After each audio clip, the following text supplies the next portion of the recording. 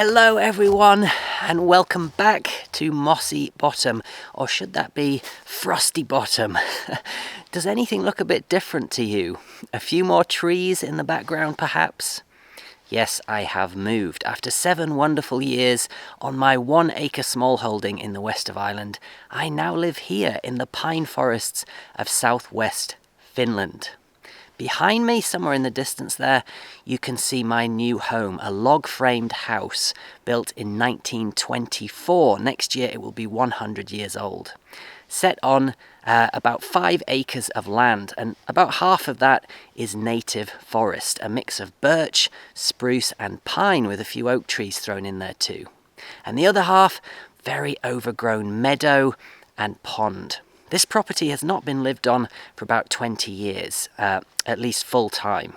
The land is much neglected. There are mature trees growing out of the outbuildings, some of which I think are beyond saving. And the 1-bedroom house, the yellow building behind me, though livable, just about, needs an awful lot of restoration and development. But this was once a functioning homestead. More on that in the next video, in which I plan to give you a tour of the property. Right now, I want to answer the burning question, which I know you're all asking, because it's the first thing that everyone I encounter asks, and that is, why Finland? What was I thinking? Well, you may recall in the last video that I made back in June, I think it was, that my partner Angela and I were at a bit of a crossroads. After a year of contemplating moving, we finally found ourselves in a position to do so. But we really didn't know where we were going to move to. Our priority was finding somewhere close enough to a city in which Angela could complete her internship. She's a medical student, by the way. But also somewhere out in the wilderness, surrounded by nature, with land and the opportunity to once again create a self-sufficient or partially self-sufficient smallholding. Because there was no way that either of us were going to give that up. I wouldn't have fallen for someone who didn't love this life just as much as I do, believe me.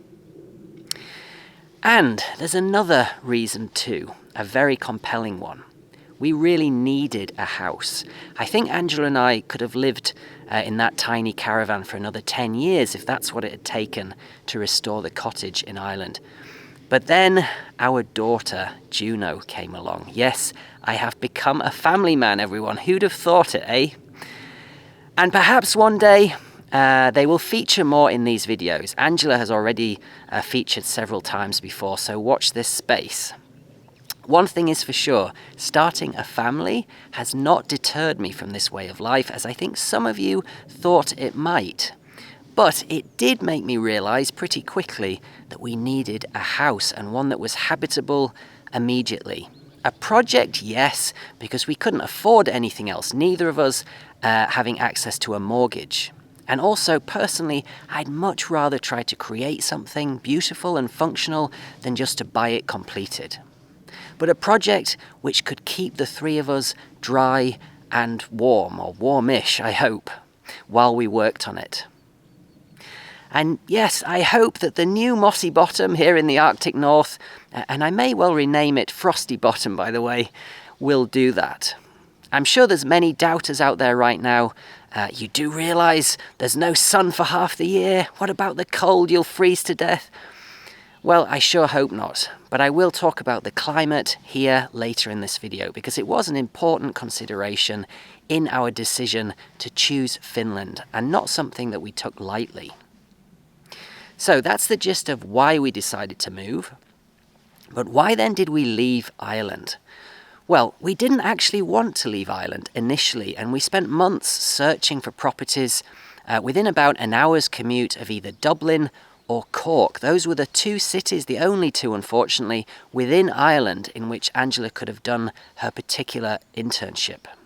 But the reality was, we just could not afford the right property in those areas. We did view some in the region north of Cork City, the most affordable area within that commutable distance. But with a budget of just €80,000, that was our absolute limit. And with house prices in Ireland exploding over the last few years, all we could really afford for that amount was a plot, or a ruin in worse condition even than the cottage that we would be leaving, which would then take years to make habitable.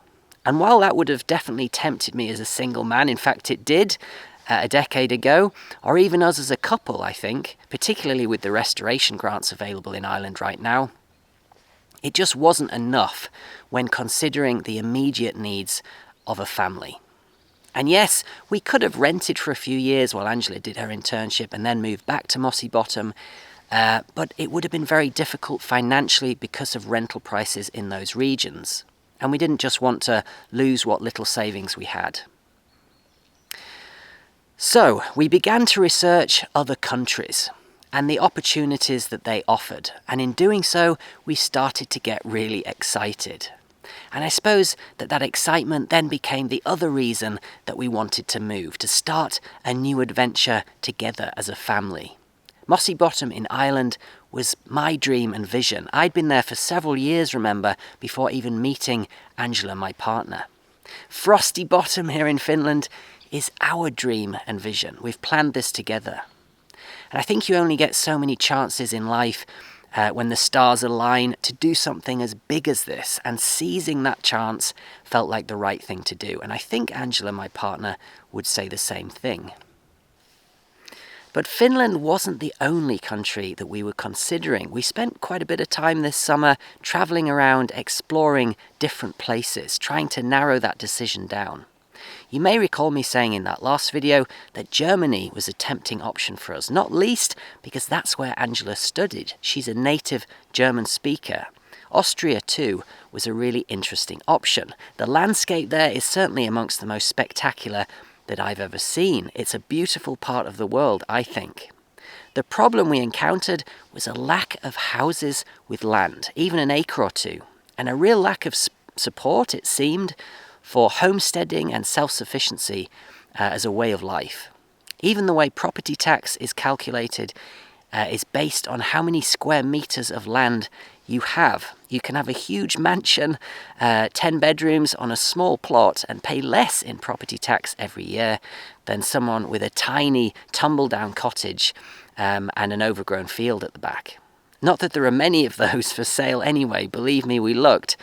And part of the reason for that is that to buy somewhere with land, even a couple of acres, you need to prove that you have the qualifications to manage that land, not to mention all the restrictions then in place on what you can do on the land. It really struck me as a bureaucratic headache from start to finish, in which the state kind of controls how your own property is used more than you do as the owner. But that's very sad, because in my view, it is a wonderful part of the world. Then there was the UK, my country of birth, as you all know, where I grew up. And I know I have a lot of viewers from the UK, many of you wishing to escape, I think, in the way that I did. And I can definitely empathise with that as someone who lived in cities there myself for many years, decades in fact. But it's worth saying that there are many advantages to living in the UK. The language being a principal one, the free health system, the mild climate all year round, including the mild winters, access to coastline from just about anywhere, availability of good schools, good job opportunities. I think having a huge population on a relatively small island certainly comes with positives, many of which you don't really appreciate until you leave. Unfortunately, for me at least, the negatives still outweigh those positives. Principally, the utterly unattainable cost of property, especially with even tiny amounts of land. We looked extensively, and there really wasn't anywhere in England, Scotland or Wales where our 80,000 euros would have purchased even a single acre of land with an old house on it, or even with the right to live on that land. For families like mine who don't have access to a big mortgage, it's really, or any mortgage in our case, it's really a case of living in a rental home in which you can do just about nothing, or looking elsewhere and being brave, and that's what we decided to do. What about Spain, Portugal, maybe France? Aren't there better options than freezing Finland, I hear you cry? And it is kind of freezing right now. Well, Angela and I aren't really sun worshippers. When it gets over about 25 degrees, neither of us is particularly happy. And it's very hard to do outdoor work in that kind of heat. There's no denying, though, that those countries and others in Europe along that latitude do still offer great options for self-sufficiency. Relatively affordable property, and unlike countries like Germany and the UK, houses with small parcels of land. And of course, good climates for growing food and keeping animals, although irrigation in the summer would definitely be a concern for me in those countries. Growing vegetables, which are very thirsty plants. I think ultimately, though, the reason that we chose Finland over any of those countries is just that we really liked it here. We liked the old wooden houses, the abundant birch and pine forests everywhere, the swimming and the sauna culture, and the people, who all seem to be introverts like me. We spent as much time as we could here viewing properties and really fell in love with the country and its people and culture. Now, that doesn't mean that everything is perfect here, because like everywhere in the world, it has its fair share of challenges too. And I will make a video about my best and worst experiences so far here in Finland in the coming weeks. But for us as a family, at this time, I believe it was the right choice. It was certainly the most exciting. And here's a few of the things that we really love about Finland, which ultimately led us to move here. First of all, our house here costs just 65,000 euros, and it has about 5 acres of mixed quality land, which for a small holding is perfect. And there are many houses and cabins in that kind of price bracket here in Finland, often with a hectare or two of land. And we are not in the frozen north here. Turku, Finland's old capital, is less than an hour's drive from our location. And there are other towns much closer too for food shopping. The southern coast of Finland is just 2 kilometres from our front door, so that's a short walk. And we even have our own little dock for launching a boat from. Now, our house is old, as I've said, almost 100, and we will have to spend a lot of time and money on adding a second bedroom. It's only got one right now, and a better heating system for the winters, replacing windows, many of which are cracked, and various other jobs. More on that in the next video, I promise. It is watertight and livable, and that's what mattered to us in the immediate term. But to be able to afford something like that with 5 acres of land just 2 kilometres from the coast in a beautiful scenic area, and yet only 50 minutes drive from a major university hospital in which my partner Angela could do her internship, that was for us a huge draw in moving here. And that combination of variables, it just didn't exist in Ireland, the UK or Germany. In terms of the location, we are surrounded by native forest. And I've walked just 30 seconds from the house to kind of give you a picture of that. Of course, it's November now, so the leaves have fallen from all these birch trees and it's looking a bit tired.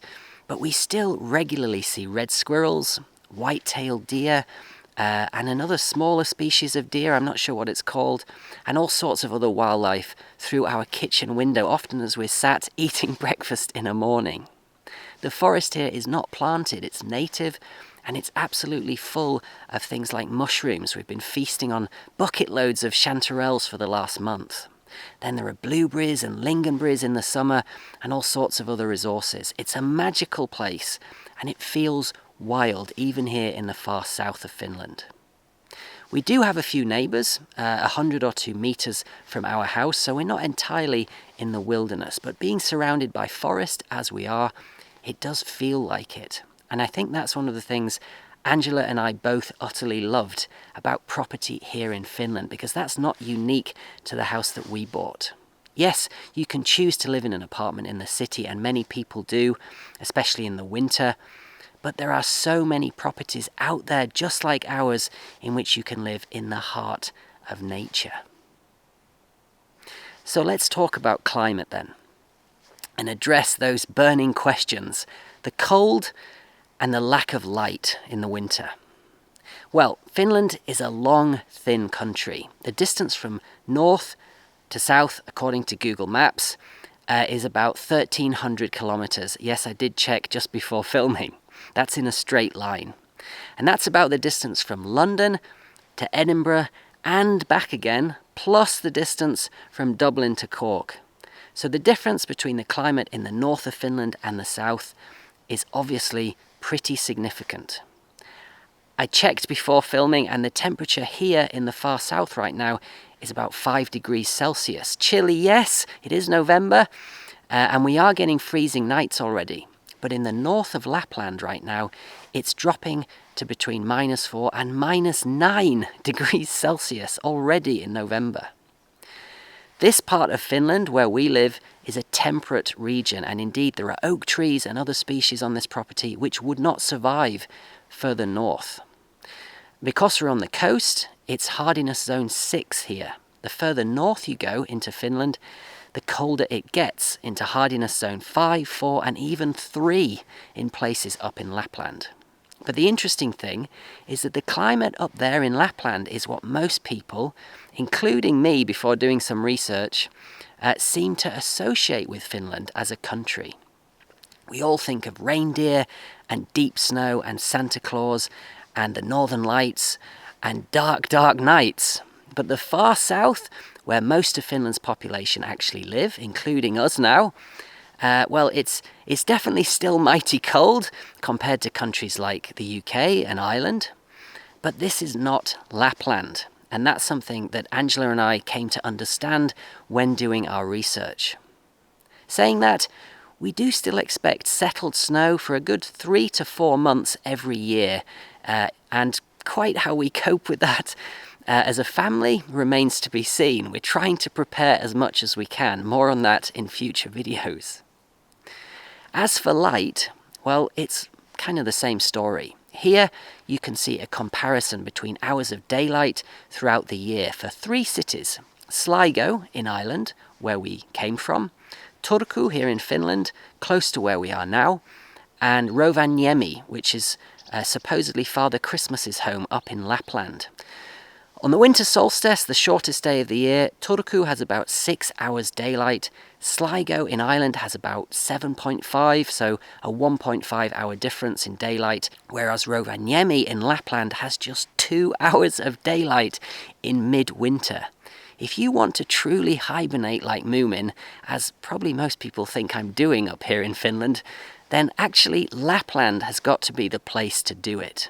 But I would suggest buying a lot of blankets before attempting it, because my goodness me, you will need them up there. It's mighty cold.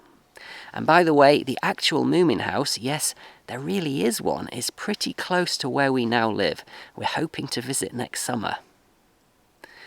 So yes, here in the coastal south of Finland, it's definitely cold, but a manageable level of cold, we think.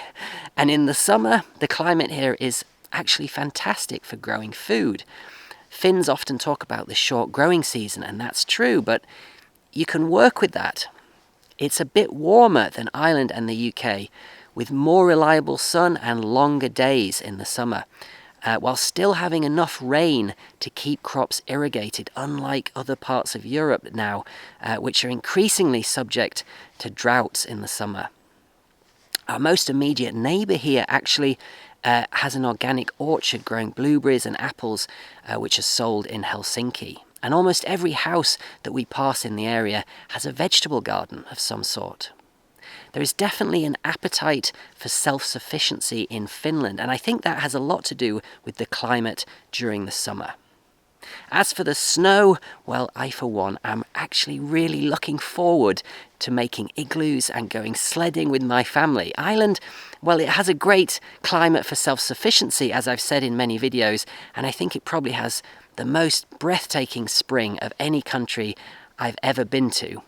But those grey winters with rain showers that just never seem to stop, I don't think I'll miss that, folks. I've got to be honest with you. Bring on that Finnish snow. That's what I say. Of course, there was much more to consider than just property and climate in our decision to move here. There was also the people, the culture and infrastructure, especially with a family. and I hope to make more detailed videos on those subjects in the future. But the things that really attracted Angela and I were firstly the education system, consistently rated amongst the best in the world. Right now I believe it's ranked second internationally, which is very child-driven rather than didactic. Private schooling in Finland doesn't really exist, and that's because the public system seems to be just so good. Something that this country is rightly very proud of.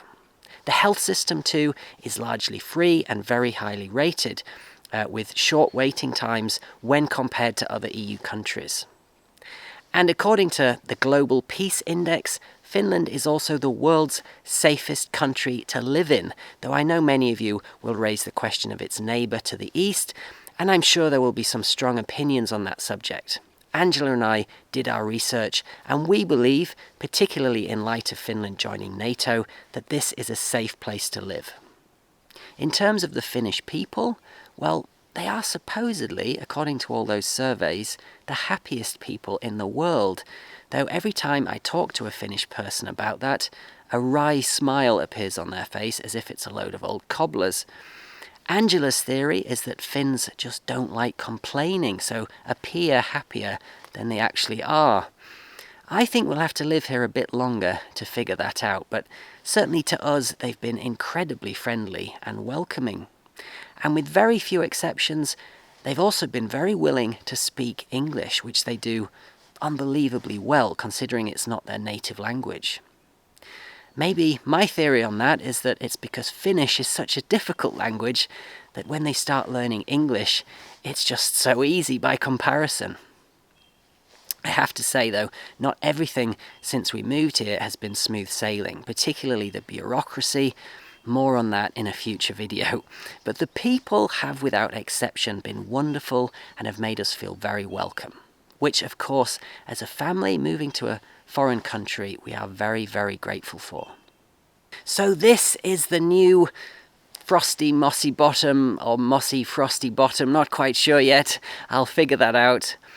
Yes, we are all well and happy, though as you can imagine, I'm sure, impossibly busy, and in my case, a bit overwhelmed by it all. I don't really do stress very well, but also really, really excited for the future. Thank you to everyone who has contacted me recently. I do read every message and I appreciate them all, but just haven't had that much time to reply of late. Do still get in touch though if you want to. One final thought. I know many of you will have watched my channel or discovered it because you love Ireland as a country. And believe me, as someone who lived there myself for 15 years, I get that. It's a magical, magical country, and I still love Ireland. It will always have a place in my heart, as will, of course, the cottage and land, which I sold back in the summer so that we could buy a new home. But life isn't about standing still. It's a twisting path, as I've said before, and you never know where it's going to take you. Moving here, it was not a compromise for me. I'm in an even more remote location, right by the sea, with more land, surrounded by native forest, and countless projects on the horizon, which I can't wait to share with you. So, who knows, one day I might well move back to Ireland, when our circumstances are different. But right now, this is where the path has taken me, and I feel really, really blessed that it has. In the next video, I'm going to show you as much as I can of the land that we've bought, the forest, the pond, the outbuildings, some of which are kind of falling down, I have to be careful, the old sauna, yes, there is an old outdoor Finnish sauna here, and of course, of the house. And I'm going to talk about our plan to become as self-sufficient as we can here and what I hope to do with that land. So please stay tuned for that. Hopefully it won't be quite as overcast as it is today. This is kind of a tribute to Ireland, isn't it? Normally it's very, very sunny here in Finland, something I'm loving, I have to admit. I hope that you're all well and have had a productive and happy 2023 so far. It's been a bit of a mad year for me, as I'm sure you can appreciate, but it feels really, really good really good to be making videos again, and I can't wait for what's to come. So from me and my family here in Finland, take care and bye for now. I'll see you really soon. Bye-bye.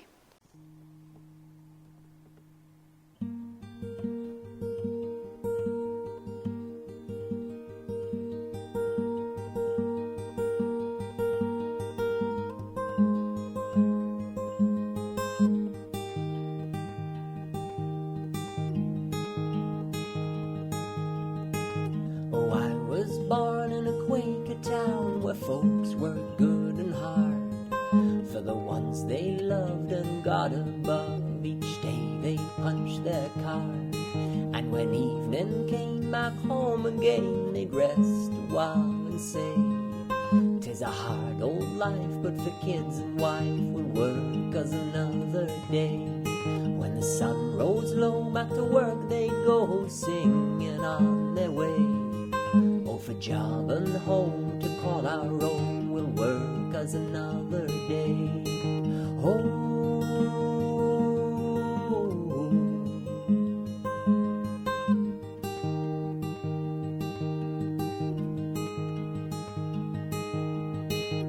I grew up in a Quaker town till 18 years had passed. Then I packed my bags and I said farewell for a better life at last. And for 5 years more I studied hard, and the state paid harder still. For that better life I earned my debt on her education bill. Till I threw my cap and they all did clap and shake my hand and say, "Well done, my son, now work's begun, you'll pay that debt one day." Oh,